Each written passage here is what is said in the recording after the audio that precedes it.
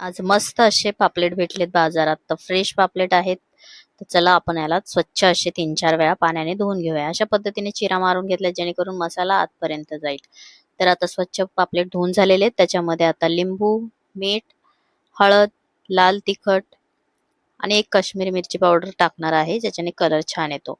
आणि आलं लसूण पेस्ट. आता मस्त असं मसाल्याला सगळीकडे जाईल असा चोळून घ्यायचा.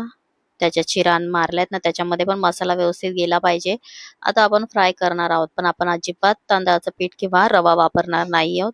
पण तरी किती छान असे कुरकुरीत हे पापलेट होतात बघा तुम्ही. आणि टेस्ट खूप छान लागते या अशा पापलेटची. फक्त मसाल्यांचाच फ्लेवर येतो आणि मस्त असे टेस्टी होतात आणि कुरकुरीत होतात. तर बघू शकता कसे झालेले आहेत आपले कुरकुरीत पापलेट. अजिबात रवा वापरला नाही तरी किती क्रिस्पी दिसत आहेत. तर तुम्ही अशा प्रकारे एकदा नक्की करून बघा. आणि तुम्हाला जर ही रेसिपी आवडली असेल लाईक आणि सबस्क्राईब करायला विसरू नका. आणि कमेंट्स करून मला नक्की सांगा तुम्हाला कशी वाटली ही रेसिपी. पूर्ण व्हिडिओ बघायचा असेल तर ट्रायंगलला क्लिक करा. थँक्यू.